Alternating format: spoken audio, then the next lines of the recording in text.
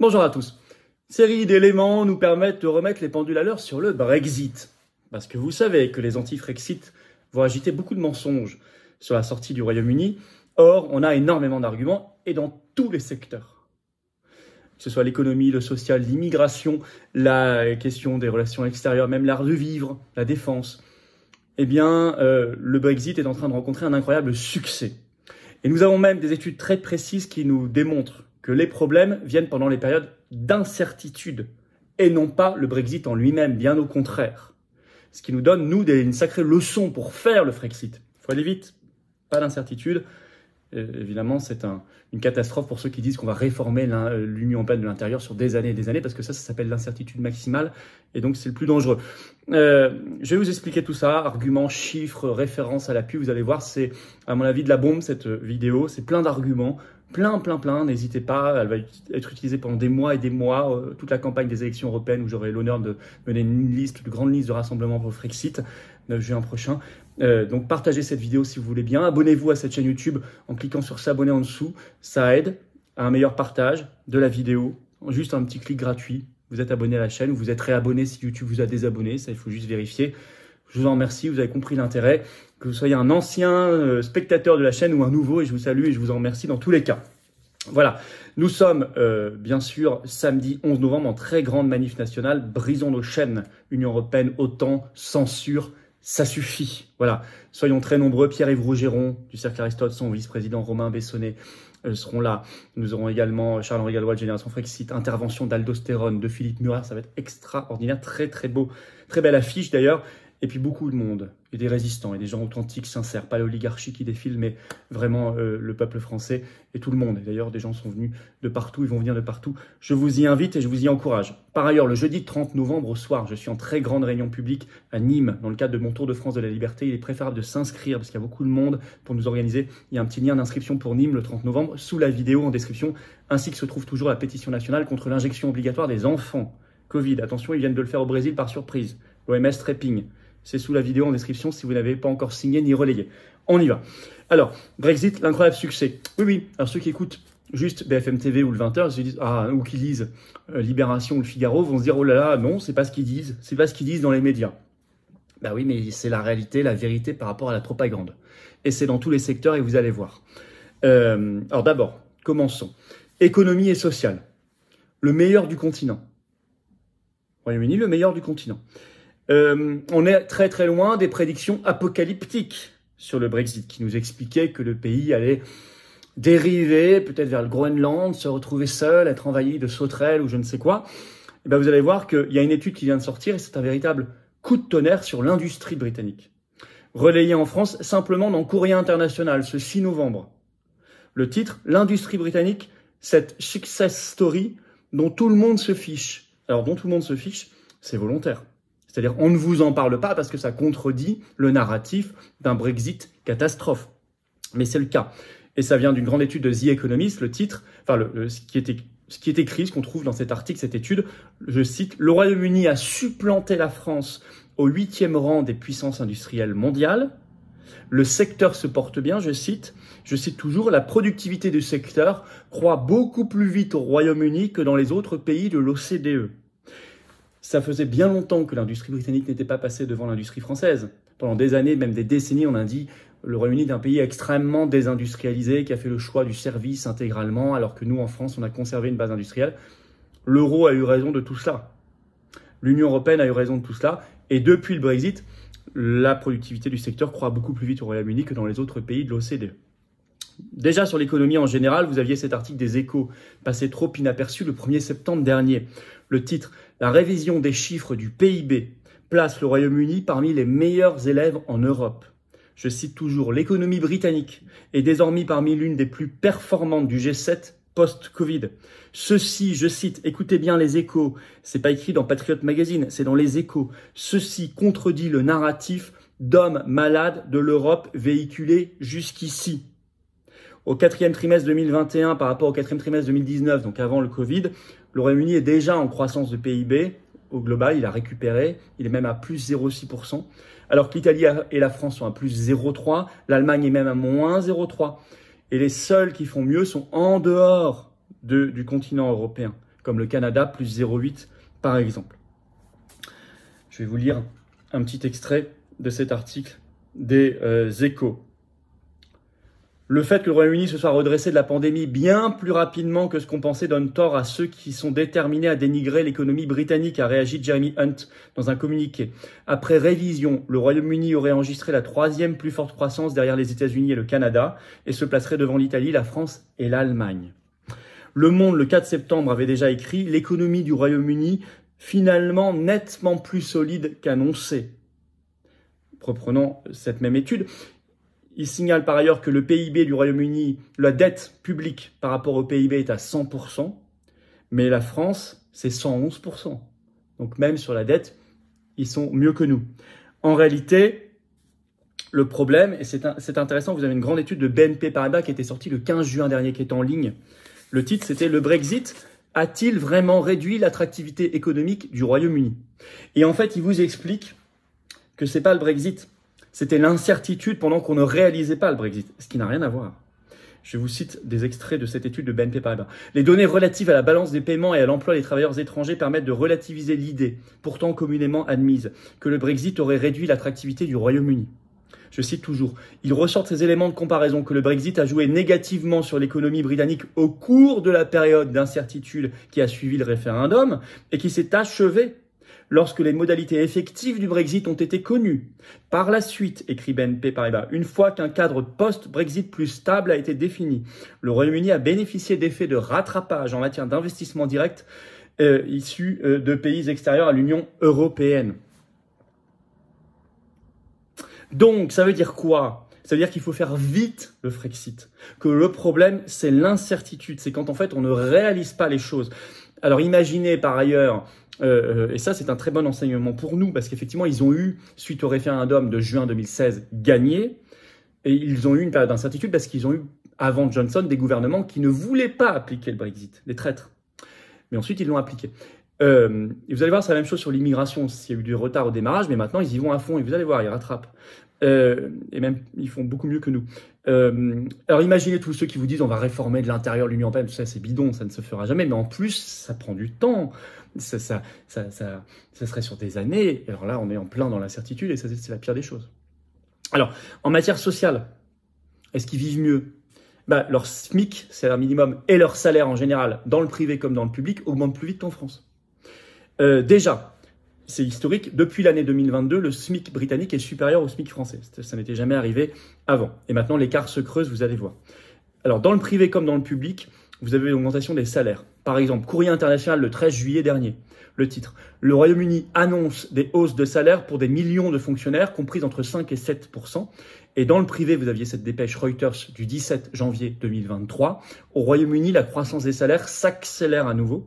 Plus 6,4% en septembre-novembre 2022 par rapport à la même période en 2021. La plus forte hausse depuis le début des statistiques en 2001, écrit Reuters. La plus forte hausse depuis le début des statistiques en 2001. Par ailleurs, le chômage est tombé à 3,7%. C'est-à-dire moins de la moitié du chômage officiel français. Et il est, je cite, proche de son plus bas niveau depuis 50 ans. Il y a pire comme apocalypse, hein.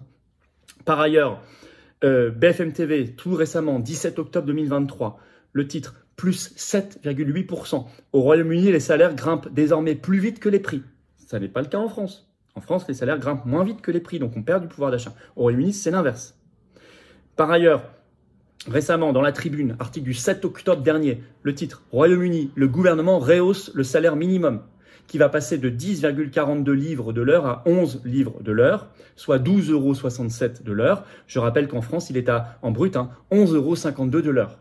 11,52 € contre 12,67 €, c'est pile un différentiel de 10%. Donc aujourd'hui, le SMIC britannique est supérieur de 10% au SMIC français et l'écart ne fait que se creuser depuis 2022. Première fois que le SMIC britannique était devant le SMIC français, maintenant il y a même 10% d'avance. Et peut-être que dans 2 ans, il aura 15% d'avance. Vous voyez ? Un pays qui s'enrichit, un pays qui s'appauvrit. Mais toute la zone euro s'appauvrit, peut-être à part l'Allemagne, temporairement, même si elle souffre en ce moment des sanctions anti-russes sur l'énergie, parce que l'Allemagne a bénéficié de l'euro contre les autres. Alors en matière d'immigration, là on nous dit mais non mais c'est la catastrophe, etc. Non, la catastrophe elle est chez Mélanie, ou chez nous. Alors, la grande rupture. En fait, il faut être très honnête. D'abord, les chiffres ont été mauvais au Royaume-Uni. L'immigration a été très forte ces dernières années. Elle était même en hausse, mais en hausse comme partout. Il faut être honnête, tous les pays européens, il y a eu une forte hausse ces dernières années. Eux aussi. Mais, contrairement à nous, qui sommes corsetés par le droit de l'Union européenne et par le droit de la CEDH et Schengen, ils sont en train de se reprendre en main, de reprendre le contrôle. Depuis cet été, donc c'est récent, ça va produire ses effets. Dépêche AFP du 18 juillet dernier, le titre « Immigration au Royaume-Uni. La nouvelle loi britannique est contraire au droit international selon l'ONU. » En effet, cette loi britannique est très ferme. Elle fait hurler les bien-pensants. Elle a 3 objectifs. 1. Empêcher les migrants arrivés de manière illégale au Royaume-Uni de demander l'asile, contrairement à la France. 2. Elle veut l'expulsion rapide vers leur pays d'origine ou vers le Rwanda, parce que le Royaume-Uni a négocié un accord avec le Rwanda en mai 2023, mais pour l'instant, cet accord est en instance devant la CEDH. Et le Royaume-Uni réfléchit à quitter aussi la CEDH, parce qu'il voit que, comme on l'a expliqué 150 fois sur cette chaîne, la CEDH, c'est aussi un énorme frein, un blocage. Alors, comme il veut expulser rapidement, bien l'ONU râle. Je vais vous citer un autre extrait. Hop. Voilà.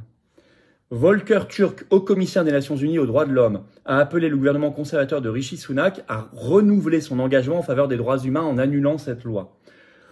Honnêtement, qu'il y ait ce genre de déclaration est plutôt bon signe, parce que c'est pas une loi... Attends, c'est pas une loi de torture ou quoi que ce soit, il faut arrêter le délire. C'est une loi extrêmement ferme vis-à-vis de l'immigration illégale, c'est vrai, pour ne plus en accueillir, pour les expulser, etc. Mais aussi, augmentation des sanctions financières contre les entreprises qui emploient des sans-papiers. Là, je cite l'AFP, donc des clandestins. Ça va vous faire réagir parce que c'est totalement l'inverse de l'actuelle loi immigration en France, et notamment son article 3. Exactement l'inverse. Donc, il faut savoir que cette loi, aujourd'hui, elle serait interdite par le droit de l'Union européenne. Interdite. Ça date, il leur a fallu un certain temps, mais ça date de l'été dernier, ça commence à produire ses effets. Et nous, on ne peut pas avoir les mêmes effets parce qu'on n'a pas le droit de prendre ce genre de loi à cause de notre appartenance à Schengen et l'Union européenne. Par ailleurs, en matière d'art de vivre international, il y a de grosses surprises aussi. On nous disait que le Royaume-Uni va être seul. Or, vous avez entendu, on en a parlé sur cette chaîne récemment dans une vidéo, l'Allemagne, il y a des bruits comme quoi l'Allemagne abandonnerait le projet d'avion de combat du futur avec la France, le SCAF, pour se tourner vers le projet britannique. Donc il y a pire en matière d'isolement. Par ailleurs, le budget de la défense nationale au Royaume-Uni est le premier d'Europe en forte hausse. Il représente 2,07% du PIB contre 1,9% pour la France selon les données des Échos. Ils sont passés là, ils sont devant nous. Par ailleurs, il y a même des choses positives inattendues du Brexit. Un article tout récent, je vous donne un exemple. Libération qui fait un papier là-dessus le 6 novembre dernier. Écoutez bien, on ne s'y attendait pas. Le titre, Nouvelle cuvée. Au Royaume-Uni, la nouvelle réglementation viticole envoie valser la vieille Europe. Avec son vignoble en plein boom, le pays devient un challenger inattendu de l'industrie viticole, à la fois acteur et maître de ses nouvelles règles. Ça, c'est la définition de l'indépendance, acteur et maître de ses règles. Je cite toujours Libération. À partir du 1er janvier 2024, les Anglais feront tout ce qui leur plaît avec le vin, ou presque. Jusqu'ici, faute d'avoir voté de nouvelles réglementations sur l'industrie viticole, le Royaume-Uni avait conservé les lois européennes qui en régissaient le commerce. Les modifications post-Brexit, publiées le 16 octobre dernier, s'apprêtent à changer la donne. Longtemps importateur, le pays est devenu petit à petit un pays producteur en pleine expansion. Les vignes, plantées pour la plupart au début des années 2010, commencent à se frayer une petite place sur le marché mondial. 13 ans plus tard, des maisons du Kent, du Sussex, commencent à percer. Vous voyez, même des choses un peu inattendues, mais importantes. Alors, quand on dresse ce portrait, c'est pas exhaustif, vous trouverez d'autres exemples, mais bien sûr, c'est pas le paradis. Il n'y a jamais de paradis, il n'y a pas de baguette magique, je vous ai jamais dit le contraire, ni sur le Frexit. Mais c'est pas l'enfer non plus. Or, il y avait une promesse d'enfer. Bien au contraire, le Royaume-Uni est en train de se redresser sur tous les secteurs. Sur tous les secteurs. Alors, les leçons à en tirer pour nous, parce que c'est ce qui nous intéresse. 1, il ne faut pas avoir peur de l'indépendance. L'indépendance n'est pas la solitude. Ça, ce sont les propagandistes de l'européisme qui vous disent cela. 2, il faut faire le Frexit vite. On a vu pourquoi. Le pire, c'est l'incertitude. Ça n'est pas le Frexit, ça n'est pas l'indépendance, bien au contraire. 3, il faut en même temps changer le personnel politique, bien évidemment. S'ils ont traîné, c'est parce qu'ils avaient un personnel politique anti-Brexit. Donc c'est une condition nécessaire, mais pas suffisante, le Frexit, je vous l'ai déjà dit. 4, alors on nous dit, oui, mais nous, en France, on a en plus Schengen et l'euro. Mais bien sûr, donc 2 raisons de plus de partir. 2 raisons de plus de partir. Schengen et l'euro sont 2 problèmes particuliers. Alors on dit, on peut pas, ça fait peur, on peut pas, on pourra pas être seul. On retombe sur la même propagande. Il n'y a pas à craindre l'indépendance, ni en matière de frontières, ni en matière monétaire. Absolument pas, bien évidemment. Tous ceux qui vous disent l'inverse, il y a eu plein d'études, allez lire sur l'euro si ça vous rassure, les économistes, Philippe Murer, Jacques Sapir, qui ont travaillé, et tant d'autres qui ont travaillé sur le sujet, ou des économistes américains. Il faut le faire savoir partout, tout cela. Faites circuler ces arguments, ces chiffres, ces données, c'est important. Frexit, européenne 2024, le combat avant, les européennes pendant, après, c'est très important. Abonnez-vous à cette chaîne pour faire circuler la vidéo en cliquant sur s'abonner en dessous. Un petit clic, c'est fait. Hop, ça y est, la vidéo circule mieux si vous êtes abonné plutôt que pas abonné grâce aux algorithmes de YouTube. Grand merci, c'est gratuit et c'est un clic. Venez vous battre pour le Frexit, briser nos chaînes sur la censure aussi, nos libertés, sortir de l'OTAN, la paix. Ce samedi 11 novembre, rendez-vous Paris, 14h, place de Barcelone pour le grand défilé national avec des drapeaux français. Venez très nombreux, soyez là. Je vous attends. C'est ouvert à tous, adhérents comme non-adhérents, c'est parfaitement sécurisé. Pour Colombey, le 9 novembre, vous avez tous les inscrits ont reçu un mail vérifié dans vos spams. Venez, je vous attends très nombreux pour l'hommage au général de Gaulle, bien évidemment. Et par ailleurs, je vous attends. Voilà, je vous attends, patriotes. J'ai hâte de vous voir pour ce combat de libération nationale, pour ce combat humain et patriotique, ce beau combat pour nos enfants et nos petits-enfants. C'est ça, la carte orange des patriotes. C'est ça, adhérer ou reprendre son adhésion annuelle si elle n'est plus à jour. C'est ça, faire un don de soutien au mouvement pour nous aider à faire plus d'actions parce qu'on n'a pas les réseaux, les millions du système, on n'a pas le copinage du système. On est anti-oligarchique. C'est ça, le plus grand mouvement souverainiste et défense des libertés de France et de la paix. C'est ça, les patriotes. Je vous attends. C'est une belle aventure. Nos enfants nous attendent, nos petits-enfants aussi. Le combat pour l'humanité et la France libre aussi nous attend. Vous êtes en métropole, vous êtes outre-mer, vous êtes à l'étranger, on est présent, on est là. Venez. Adhérer, réadhérer, c'est le premier lien sous la vidéo en description. Ce lien est également en commentaire épinglé, une petite fiche maintenant sur l'écran. Dans quelques secondes, un lien sur l'écran. Faire un don de soutien au mouvement, deuxième lien sous la vidéo en description. Défiscalisation 2 tiers pour tout cela, pour vous, à votre bénéfice. Baisse concrète de vos impôts si vous adhérez, réadhérez, vous faites un don. Et 2 tiers, vous mettez 40, eh ben, ça enlève les 2 tiers. Vous mettez, je sais pas, 100, ça enlève 67. Vous mettez 1000, ça enlève 670. Vous mettez 10, ça enlève 7 € quasiment. Bravo aux donateurs, aux réadhérents, bienvenue aux nouveaux adhérents. Patriotes et vive la France.